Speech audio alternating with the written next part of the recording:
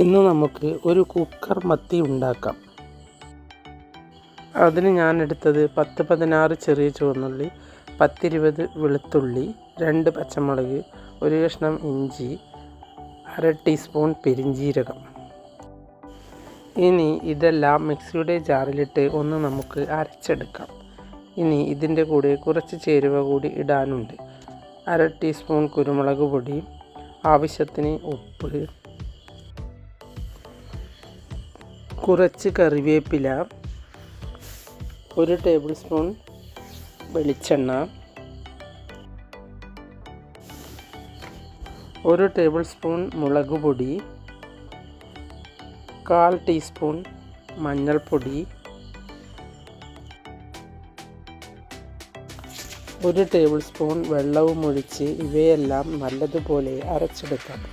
അരച്ചെടുത്തതിന് ശേഷം ഇത് മീനിൽ ചേർത്ത് 15 മിനിറ്റ് നേരം വയ്ക്കാം. മത്തി നമ്മുടെ ആരോഗ്യത്തിന് വളരെയധികം നല്ലതാണ്.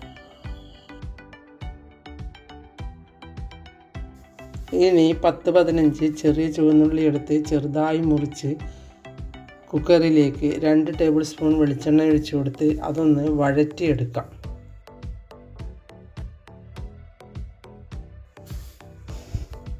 മൂന്നാലഞ്ച് കറിവേപ്പില ഇതുപോലെ പരത്തി അതിൻ്റെ മുകളിൽ മത്തി വെച്ച് കൊടുക്കാം.